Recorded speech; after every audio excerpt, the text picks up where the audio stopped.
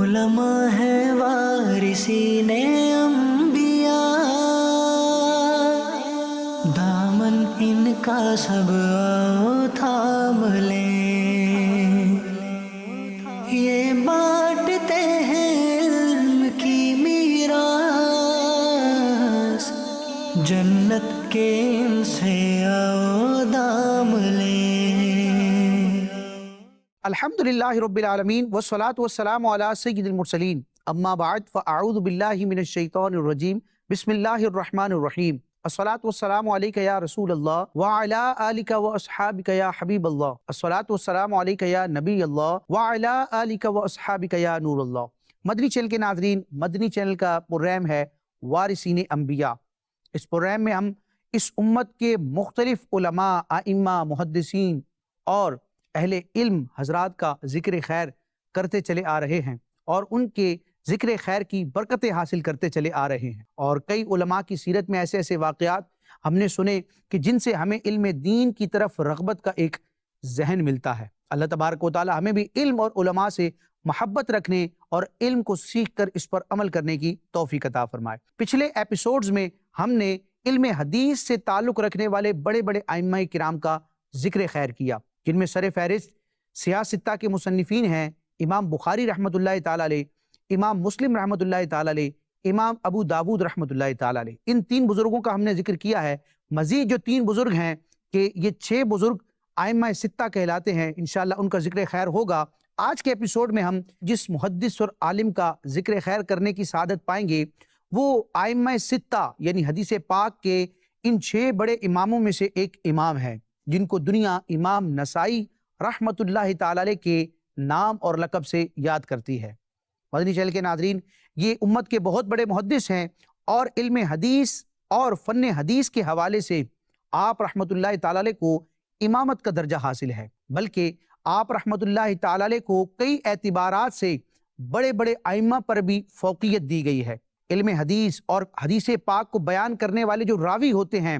ان کے حالات زندگی، ان پر جرح تعدیل کے اعتبار سے جو فنون ہیں، علم جرح و تعدیل، علم اسماء الرجال، علل حدیث اور حدیث کے فن سے متعلق جو مختلف شعبہ جات ہیں، ان میں امام نسائی رحمت اللہ تعالی علیہ کو بہت بڑا مقام و مرتبہ حاصل ہے۔ امت کی مستند اور معتبر شخصیت ہے اور آپ کے اقوال کو تحقیق کے طور پر، سند اور دلیل کے طور پر بعد کے محدثین کرام پیش فرماتے ہیں۔ آپ رحمت اللہ تعالی علیہ کا مکمل نام کیا ہے اور آپ کی ولادت کب اور کہاں ہوئی، اس حوالے سے جانتے ہیں۔ چنانچہ امام نسائی رحمت اللہ تعالی علیہ کا نام ابو عبد الرحمن احمد بن شعیب نسائی رحمت اللہ تعالی علیہ ہے۔ ابو عبد الرحمن آپ کی کنیت ہے اور احمد بن شعیب آپ کا نام ہے، اور آپ کے نام کے ساتھ نسائی ذکر کیا جاتا ہے۔ یہ کیوں ذکر کیا جاتا ہے اور اس کا معنی کیا ہے؟ چنانچہ سن 215 ہجری میں آپ رحمت اللہ تعالی علیہ خراسان کے ایک مشہور شہر نسا میں پیدا ہوئے، نون سین الف نسا۔ تو چونکہ آپ خراسان کے اس شہر نسا میں پیدا ہوئے تو اس شہر کی نسبت سے، علاقے اور خطے کی نسبت سے آپ کے نام کے ساتھ نسائی ذکر کیا جاتا ہے، یعنی نسا شہر کے رہنے والے۔ مدنی چینل کے ناظرین، بعض لوگ اس لفظ کو نسائی پڑھتے ہیں، امام نسائی، تو علماء کرام نے یہاں ذکر کیا کہ اس کا درست تلفظ اور اعراب یہ ہے کہ نون اور سین دونوں پر زبر آئے گا، تو نسائی نہیں ہوتا بلکہ نسائی ہوتا ہے۔ تو اس امام کا جب ذکر کریں گے تو ہم کہیں گے امام نسائی، اور انہوں نے حدیث پاک کی جو کتاب تحریر کی ہے، جو سیاہ ستہ میں سے شمار کی جاتی ہے، انتہائی مستند اور معتبر کتاب ہے، اس کا جب نام ذکر کیا جاتا ہے تو اسے یوں ذکر کیا جائے گا، سنن نسائی، نون کے اوپر زبر کے ساتھ۔ اللہ تبارک و تعالی نے امام نسائی رحمت اللہ تعالی علیہ کو بڑا مقام و مرتبہ عطا فرمایا اور آپ خراسان میں اس علاقے میں پیدا ہوئے۔ آپ رحمت اللہ تعالی علیہ نے جب شعور کی منزلوں کو طے فرمایا تو آپ رحمت اللہ تعالی علیہ نے علم دین کا حصول کیا، علم دین کے جو ضروری اسباق اور فنون تھے ان کو حاصل کیا، اور تقریباً 15 سال کی عمر میں آپ نے باقاعدہ علم حدیث کو حاصل کرنے کے لیے تگ و دو کی۔ مختلف محدثین اور ائمہ کے پاس جا جا کر آپ رحمت اللہ تعالی علیہ نے علم دین اور بالخصوص علم حدیث حاصل کیا۔ آپ رحمت اللہ تعالی علیہ نے حصول علم حدیث کے لیے مختلف علاقوں اور خطوں کا سفر بھی فرمایا ہے۔ آپ کے اسفار میں جن علاقوں، شہروں اور ملکوں کا نام ذکر کیا جاتا ہے ان میں حجاز مقدس، عراق، شام، خراسان اور مصر کے علاقے قابل ذکر ہیں۔ ان علاقوں میں جا جا کر آپ رحمۃ اللہ تعالی علیہ نے علم دین کا حصول کیا ہے۔ امام نسائی رحمۃ اللہ تعالی علیہ کے اساتذہ اور اکابرین اور مشائخ میں جن شخصیات کا نام ہے ان میں سر فہرست امام ابو داود سلیمان بن اشعث رحمۃ اللہ تعالی علیہ بھی ہیں، یعنی سنن ابی داود شریف کے جو مصنف ہے وہ امام نسائی رحمۃ اللہ تعالی علیہ کے اساتذہ میں سے شمار کیے جاتے ہیں۔ اور اسی کے ساتھ ساتھ امت کے بہت بڑے محدث جن کو امیر المومنین فی الحدیث کا لقب دیا گیا، امام ابو عبداللہ محمد بن اسماعیل بخاری رحمۃ اللہ تعالی علیہ، امام بخاری رحمۃ اللہ تعالی علیہ بھی امام نسائی رحمۃ اللہ تعالی علیہ کے اساتذہ میں شمار کیے جاتے ہیں۔ اللہ تبارک و تعالی نے امام نسائی رحمۃ اللہ تعالی علیہ کو جس طرح علم دین کے زیور سے آراستہ فرمایا تو ظاہری خد و خال کے اعتبار سے بھی آپ بڑے خوبرو تھے اور بڑے وجیح تھے۔ چنانچہ امام نسائی رحمۃ اللہ تعالی علیہ کے حلیہ مبارک اور آپ کی شخصیت کے تعارف کے حوالے سے کتابوں میں تحریر ہے کہ امام نسائی رحمۃ اللہ تعالی علیہ ملیح رنگ کے نہایت خوبصورت شخص تھے، بے حد توانا اور جسیم تھے، اور آپ رحمۃ اللہ تعالی علیہ کے بدن پر عموماً خون کی سرخی دوڑتی رہتی تھی، اور آپ رحمۃ اللہ تعالی علیہ کا دسترخوان مختلف قسم کے کھانوں اور غذائی اشیاء کے ساتھ بھرا رہتا تھا۔ آپ اعلیٰ قسم کے کھانے تناول بھی فرماتے تھے اور رب تبارک و تعالیٰ کی نعمتوں سے لطف اندوز بھی ہوا کرتے تھے۔ اور آپ رحمۃ اللہ تعالی علیہ کا جو وضع قطع تھا اور آپ کا جو لباس کا انداز تھا وہ بھی بڑا نرالا تھا۔ چنانچہ امام نسائی رحمۃ اللہ تعالی علیہ انتہائی قیمتی اور عمدہ لباس زیب تن فرمایا کرتے تھے۔ لیکن مدنی چینل کے ناظرین، غذا کا عمدہ ہونا اور لباس وغیرہ کا اعلیٰ ہونا، اس بات نے امام نسائی رحمۃ اللہ تعالی علیہ کو معاذ اللہ رب تبارک و تعالیٰ کی عبادت، بندگی اور تقوی اور پرہیزگاری سے غافل نہ کیا۔ ایک طرف تو آپ اعلیٰ کھانے تناول فرماتے اور اعلیٰ لباس زیب تن فرمایا کرتے، دوسری جانب آپ کی عبادات کا عالم بھی بڑا نرالا تھا۔ صوفیانہ طبیعت کے آپ حامل تھے اور آپ کی زندگی میں علم کے ساتھ ساتھ ہمیں عبادت کا بھی حسین سنگم نظر آتا ہے۔ چنانچہ امام نسائی رحمۃ اللہ تعالی علیہ بے حد عبادت گزار اور شب دار بزرگ تھے، یعنی راتوں کو اٹھ اٹھ کر عبادت کرنے والے بزرگ تھے۔ اور امام نسائی رحمۃ اللہ تعالی علیہ کی سیرت کے حوالے سے، آپ کے تقوی اور عبادات کی کیفیات کو بیان کرنے کے حوالے سے سیرت نگاروں نے تحریر کیا کہ امام نسائی رحمۃ اللہ تعالی علیہ کا یہ معمول تھا کہ آپ رحمۃ اللہ تعالی علیہ ایک دن نفلی روزہ رکھتے اور ایک دن افطار کرتے، یعنی ایک دن روزہ رکھتے اور ایک دن روزہ نہ رکھتے، جس کو صوم داودی کہا جاتا ہے۔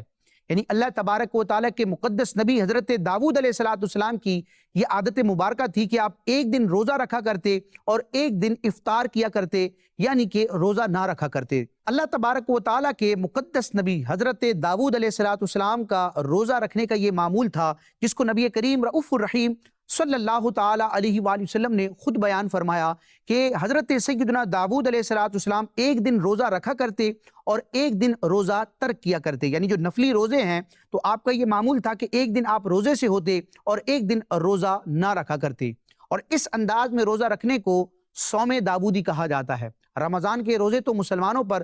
فرض ہیں، اور اسی طرح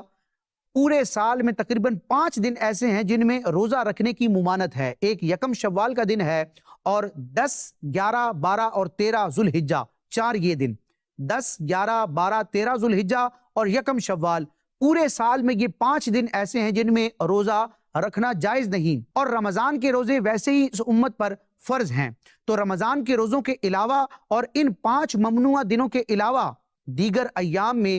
عاشقان رسول اللہ والے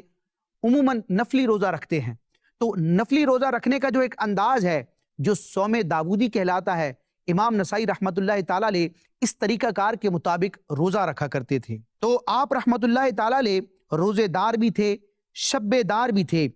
اور آپ رحمۃ اللہ تعالی علیہ دنیا داروں سے اور مالداروں سے کنارہ کشی اختیار کیا کرتے تھے، اور ان کی مجلس اور صحبت میں جانے سے احتراز کیا کرتے تھے، یعنی دنیا سے آپ بے رغبت تھے اور مالداروں اور اہل ثروت سے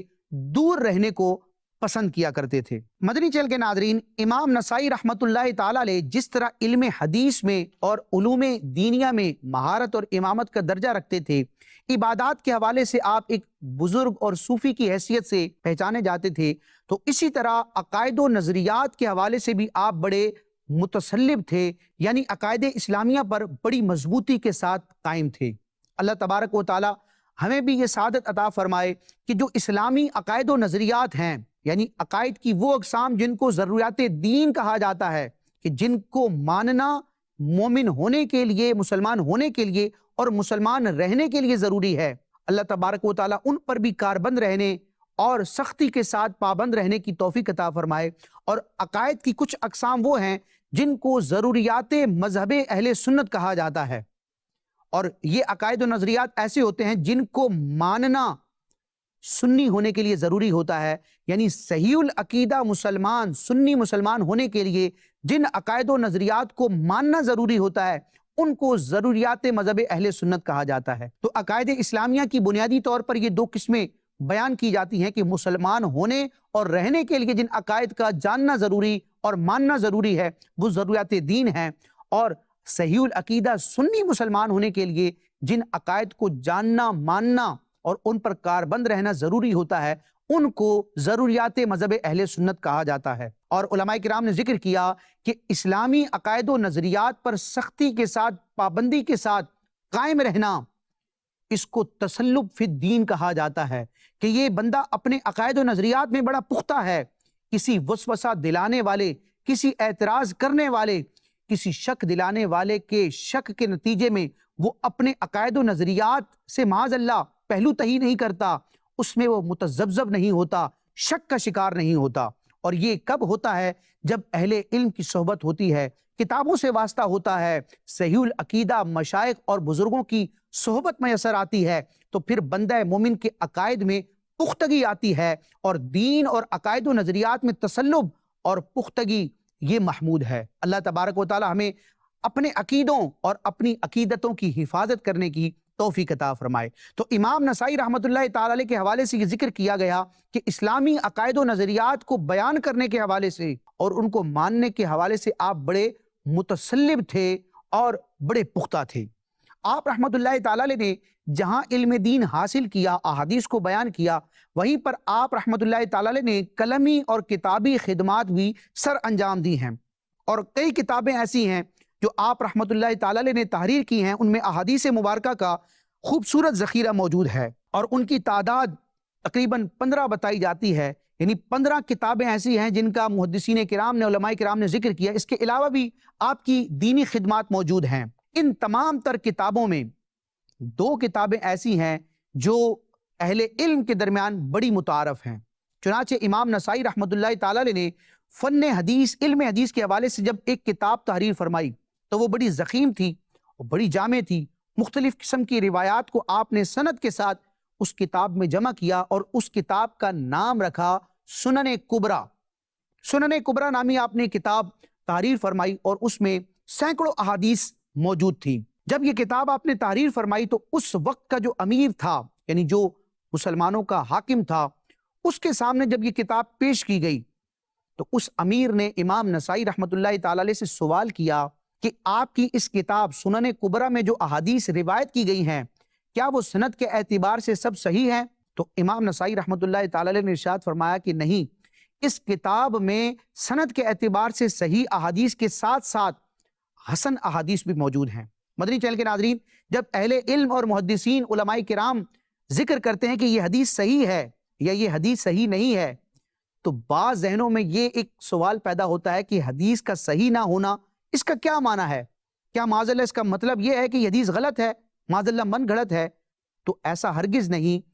اہل علم جانتے ہیں کہ جب کسی حدیث کے بارے میں یہ کہا جائے کہ یہ حدیث صحیح نہیں ہے تو اس سے مراد معاذ اللہ یہ نہیں ہوتا کہ یہ غلط ہے، بلکہ حدیث کی جو سند ہوتی ہے، یعنی ہم تک حدیث پہنچنے کے جو واسطے ہیں، ان کی قوت، ان کے قابل اعتبار ہونے نہ ہونے کے اعتبار سے حدیث کے مختلف درجات ہیں، مختلف ڈگریاں بیان کی گئی ہیں۔ تو حدیث کی سند اور ہم تک پہنچنے کے واسطوں کی جو قوت ہے، ان میں جو سب سے اعلیٰ قوت شمار کی جاتی ہے وہ صحیح ہوتی ہے، یعنی صحیح لذاتی ہی ہونا، پھر صحیح لی غیری ہی ہونا، اس کے بعد درجہ آتا ہے حسن لی ذاتی ہی ہونا، پھر حسن لی غیری ہی ہوتا ہے، اور پھر آگے چل کے حدیث ضعیف، اور اس طرح کی حدیث ضعیف کی بھی بہت سی اقسام بیان کی جاتی ہیں۔ تو جب بھی اہل علم کسی حدیث کے بارے میں یہ کہیں کہ یہ حدیث صحیح نہیں ہے، ھذا الحدیث غیر صحیح، تو اس کا مطلب معاذ اللہ یہ نہیں ہوتا کہ یہ غلط ہے، مطلب یہ ہوتا ہے کہ یہ اعلیٰ درجے کی نہیں ہے، سند کے اعتبار سے انتہائی قوی نہیں ہے، حسن ہو سکتی ہے، ضعیف ہو سکتی ہے، یا کسی اور درجے پر ہو سکتی ہے۔ تو امام نسائی رحمۃ اللہ تعالی علیہ نے بھی یہ ارشاد فرمایا کہ اس کتاب سنن کبریٰ میں تمام حدیثیں صحیح نہیں ہیں، کچھ سند کے اعتبار سے صحیح ہیں، صحت کے درجے میں ہیں، اور کچھ اس سے ادنا درجے کی ہیں، یعنی حسن ہیں۔ تو اب اس امیر وقت نے امام نسائی رحمۃ اللہ تعالی علیہ سے یہ عرض کی کہ آپ اس ذخیرہ حدیث میں سے، اپنی اس کتاب سنن کبریٰ میں سے وہ احادیث منتخب کر کے میرے لیے الگ جمع فرما دیجئے کہ جو سند کے اعتبار سے، راویوں کے سلسلے کے اعتبار سے صحت کے درجے پر ہوں، یعنی صحیح احادیث کا مجموعہ تیار کیجئے۔ چنانچہ امام نسائی رحمۃ اللہ تعالی علیہ نے اپنی اس کتاب سنن کبریٰ سے ان احادیث کا انتخاب فرمایا کہ جو سند کے اعتبار سے صحیح تھیں، ان کو جمع فرمایا، اور اس کے نتیجے میں ایک اور کتاب وجود میں آئی، اور اس کو سنن صغریٰ بھی کہا جاتا ہے، اس کتاب کو مجتبیٰ بھی کہا جاتا ہے، اور بعض علماء نے اس کتاب کو مجتنیٰ بھی ذکر کیا ہے۔ مجتبیٰ کا مطلب ہوتا ہے چنا ہوا، یعنی گویا کہ سنن کبریٰ میں سے ان احادیث کو چنا گیا، ان کا انتخاب کیا گیا، اور مجتنیٰ کا مطلب ہوتا ہے کہ درخت سے پکے ہوئے پھلوں کو، میووں کو اتارنا۔ تو اس کتاب کے حوالے سے مختلف ناموں کو ذکر کیا گیا۔ یہ جو دوسری کتاب وجود میں آئی، امام نسائی رحمۃ اللہ تعالی علیہ نے اپنی بڑی کتاب سنن کبریٰ سے جو احادیث کا انتخاب کیا، صحیح احادیث کا مجموعہ تیار کیا، تو اس کو بعض علماء کرام سنن صغریٰ کہتے ہیں سنن کبریٰ کے مقابلے میں، بعض مجتبیٰ کہتے ہیں، بعض مجتنیٰ کہتے ہیں، اور بعض سنن نسائی کہتے ہیں۔ اور یہ وہی کتاب ہے جو سیاہ ستہ یعنی حدیث کی 6 درست اور صحیح ترین کتابوں میں سے شمار کی جاتی ہے، جس کو اہل علم اور مسلمان سنن نسائی کے نام سے یاد کرتے ہیں۔ تو یہ در حقیقت وہ سنن صغریٰ ہے، وہ مجتبیٰ اور مجتنیٰ نامی کتاب ہے جس کو سیاہ ستہ میں شامل کیا گیا۔ اور علماء کرام ذکر کرتے ہیں کہ اب اگر کسی حدیث کو بیان کرنے کے بعد علماء کرام، محدثین کرام یہ ذکر کریں کہ رواہ النسائی، کہ امام نسائی نے اس حدیث کو روایت کیا، تو اس سے مراد کون سی کتاب ہوگی کہ امام نسائی نے کس کتاب میں اس حدیث کو روایت کیا؟ تو علماء ذکر کرتے ہیں کہ اس سے مراد سنن کبریٰ نہیں، بلکہ بعد میں جو لکھی گئی صحیح احادیث کے مجموعے والی جو کتاب ہے، مجتنیٰ، مجتبیٰ، سنن صغریٰ یا سنن نسائی، وہ مراد ہے۔ مطلق جب کہا جائے کہ امام نسائی نے اس حدیث کو روایت کیا، تو مراد یہ ہوتا ہے کہ سنن نسائی میں، یعنی سیاہ ستہ میں سے ایک کتاب امام نسائی رحمۃ اللہ تعالی علیہ نے اس حدیث کو ذکر کیا ہے۔ مدنی چینل کے ناظرین، امام نسائی رحمۃ اللہ تعالی علیہ کی یہ جو 2 کتابیں ہیں، ایک سنن کبریٰ ہے اور ایک سنن صغریٰ ہے۔ سنن کبریٰ سیاہ ستہ میں شمار نہیں کی جاتی، لیکن یہ موجود ہے، دستیاب ہے، اور اس میں سینکڑوں احادیث موجود ہیں۔ لیکن دوسری کتاب جو اس سنن کبریٰ ہی سے اخذ کی گئی ہے، اسی سے گویا کہ ترتیب دی گئی ہے، جس کو سنن صغریٰ کہا جاتا ہے، مجتبیٰ، مجتنیٰ یا سنن نسائی کہا جاتا ہے، اس میں جو احادیث بیان کی گئی ہیں، ان کی تعداد کے حوالے سے جب علماء کرام نے ریسرچ کی، تو ایک اندازے اور تحقیق کے مطابق امام نسائی رحمۃ اللہ تعالی علیہ کی اس کتاب سنن نسائی یعنی سنن صغریٰ میں مجتنیٰ اور مجتبیٰ نامی کتاب میں احادیث کی تعداد تقریباً 5761 ہے، یعنی 5761، یعنی تقریباً 6000 کے قریب احادیث مبارکہ اس حدیث کے مجموعے میں موجود ہیں۔ اور اس کتاب کو بھی یہ شرف حاصل ہے کہ جب سے یہ کتاب تحریر کی گئی، اس وقت سے لے کے آج تک شرق و غرب میں، حل و حرم میں، عرب و عجم میں اس کتاب کا درس دیا جاتا ہے۔ علماء کرام اس سے احادیث بیان کرتے ہیں، اور بالخصوص جو درس نظامی یعنی عالم کورس ہے، اس کے سلیبس میں بطور سلیبس اور نصاب اس کتاب کو شامل کیا جاتا ہے۔ اور دورۃ الحدیث میں جب دینی طلبہ کرام درس نظامی کا آخری لیول پڑھتے ہیں، آخری کلاس پڑھتے ہیں، تو اس میں دیگر سیاہ ستہ کی کتابوں کے ساتھ ساتھ امام نسائی رحمۃ اللہ تعالی علیہ کی اس کتاب کا بھی درس دیا جاتا ہے۔ اور علماء کرام نے مختلف موضوعات پر جو کتابیں تحریر کی ہیں ان میں بھی ہم دیکھتے ہیں جہاں حدیث پاک کے تحت مختلف کتابوں کے ریفرنسز پیش کیے جاتے ہیں کہ یہ حدیث فلاں کتاب میں موجود ہے، تو وہیں پر سر فہرست امام نسائی رحمۃ اللہ تعالی علیہ کی اس کتاب سنن نسائی کا بھی ذکر کیا جاتا ہے، یعنی کثرت سے اس کتاب کے حوالے پیش کیے جاتے ہیں اور اس کتاب میں موجود احادیث کو روایت کیا جاتا ہے۔ مدنی چینل کے ناظرین، محدثین کرام نے جب حدیث کے موضوع پر کتابیں تحریر فرمائیں تو حدیث کی کتابوں کے مختلف اسالیب ہوتے ہیں، یعنی ان کتابوں میں احادیث کو ذکر کرنے کے مختلف انداز ہوتے ہیں، مختلف ترتیبیں ہوتی ہیں، مختلف موضوعات کو ذکر کیا جاتا ہے، تو ایک خاکہ بنا کر اس کے تحت پھر احادیث کو کتاب میں جمع کیا جاتا ہے۔ ہم احادیث کی کتابوں کو دیکھتے ہیں، بالخصوص سیاستہ کی جو 6 کتابیں ہیں، یعنی کہ بخاری شریف، مسلم شریف، سنن ابو داود، سنن نسائی، سنن ترمذی اور سنن ابن ماجہ، یہ 6 کی 6 کتابیں اگر اسلوب اور طریقہ کار کے اعتبار سے دیکھی جائیں تو ان میں کچھ نہ کچھ اختلاف موجود ہے، یعنی انداز مختلف ہے۔ امام بخاری ایک یونیک انداز متعارف کرواتے ہیں، امام مسلم اس انداز سے کچھ ہٹ کر ایک نیا انداز لے کر آتے ہیں، امام ترمذی کا ایک مختلف انداز ہے۔ تو اسی طرح دیگر احادیث کی کتابوں کو بھی دیکھا جائے تو ہر محدث نے ایک خاص انداز کے تحت حدیث کو ذکر کیا ہے۔ یہ ایک پورا طریقہ کار ہوتا ہے کہ ایک اسلوب بیان کیا جاتا ہے، ایک طریقہ کار بیان کیا جاتا ہے، اس طریقے پر رہ کر پھر کتابیں تحریر کی جاتی ہیں۔ تو ایک اسلوب اور انداز پر کئی کتابیں تحریر کی گئیں، لیکن امام نسائی رحمۃ اللہ تعالی علیہ نے یہ جو کتاب تحریر فرمائی ہے جس کو سنن صغریٰ، مجتبیٰ، مجتنیٰ یا سنن نسائی کے نام سے یاد کیا جاتا ہے، اس کتاب کا اسلوب اور طریقہ کار اور احادیث کو روایت کرنے کا انداز اتنا خوبصورت ہے کہ اس میں ہمیں دیگر کتابوں کے اسلوب کی جھلک نظر آتی ہے۔ یعنی سنن نسائی شریف کو پڑھنے والے جو اہل علم حضرات ہیں، علماء ہیں، طلبہ ہیں، وہ اس بات کو جانتے ہیں کہ امام بخاری رحمۃ اللہ تعالی علیہ نے بخاری شریف میں احادیث کو روایت کرنے کا جو انداز اختیار کیا ہے اس کی کچھ نہ کچھ جھلک ہمیں سنن نسائی میں نظر آتی ہے۔ اسی طرح امام مسلم نے مسلم شریف میں جس طریقہ کار کے مطابق احادیث کو روایت کیا تو اس کی کچھ جھلک ہمیں سنن نسائی میں نظر آتی ہے۔ اسی طرح امام ابو داود رحمۃ اللہ تعالی علیہ نے احادیث احکام کو جو ذکر کیا ہے اور سنن ابی داود میں جو طریقہ کار اختیار فرمایا ہے اس کی کچھ نہ کچھ جھلک سنن نسائی میں پائی جاتی ہے۔ اور اسی طرح امام ترمذی رحمۃ اللہ تعالی علیہ نے سنن ترمذی یا جس کو جامع ترمذی بھی کہا جاتا ہے، اس کتاب میں جس طریقہ کار کے مطابق احادیث کو روایت کیا ہے تو کچھ نہ کچھ انداز ہمیں سنن نسائی میں نظر آتا ہے۔ تو یوں کہا جائے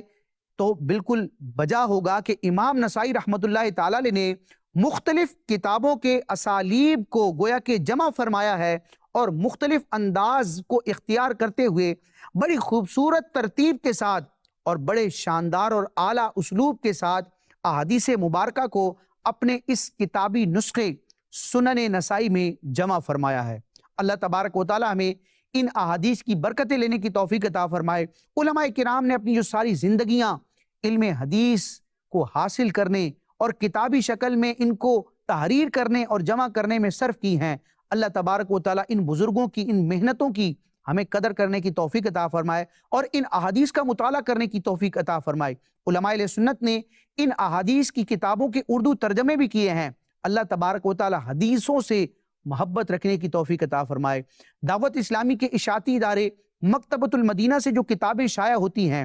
اسلامک ریسرچ سینٹر یعنی کہ المدینۃ العلمیہ میں جن کتابوں پر کام ہوتا ہے، کچھ تو وہ کتابیں ہیں جو بزرگوں کی تحریر کردہ ہیں، ان کے اردو تراجم کیے جاتے ہیں اور ان کی مزید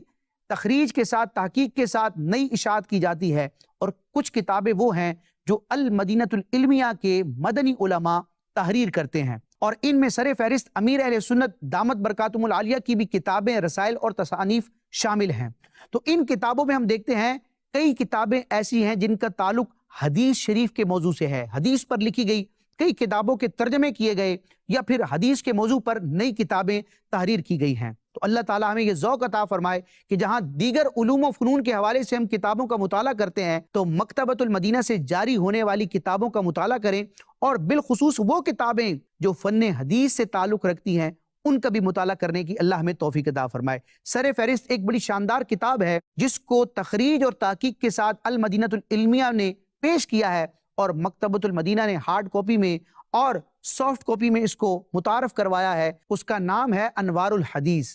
انوار الحدیث نامی شاندار مکتبۃ المدینہ کی کتاب ہے۔ اس کا اگر ہم مطالعہ کریں تو الحمدللہ سینکڑوں احادیث ہماری نظر سے گزر سکتی ہیں۔ مدنی چینل کے ناظرین، امام نسائی رحمۃ اللہ تعالی علیہ نے ساری زندگی علوم دینیہ اور بالخصوص علم حدیث کی خدمت کی، اور پھر آپ نے جب دنیا سے پردہ فرمایا تو آپ کی دنیا سے تشریف لے جانے یعنی وصال کرنے کا بھی ایک بظاہر سبب موجود تھا، اور آپ پر کافی زد و کوب کیا گیا اور کافی آزمائش کے مراحل اور ایام سے آپ گزر کر اس دنیا سے تشریف لے گئے۔ اور آپ رحمت اللہ تعالی علیہ کی وصال کی تاریخ کے حوالے سے مورخین نے ذکر کیا کہ امام نسائی رحمت اللہ تعالی علیہ نے 13 صفر المظفر سن 303 ہجری میں انتقال فرمایا، اس دنیا سے کوچ فرمایا۔ اللہ تبارک و تعالی ان کے مزار پر مزید رحمتوں کا نزول فرمائے، اور امام نسائی رحمت اللہ تعالی علیہ کو جو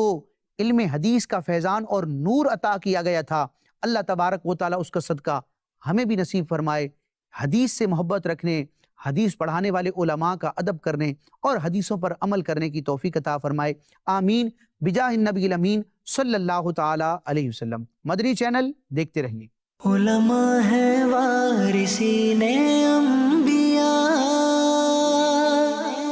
دامن ان کا سب آؤ تھام لیں، یہ بانٹتے ہیں علم کی میراث، جنت کے ان سے آؤ دام لیں۔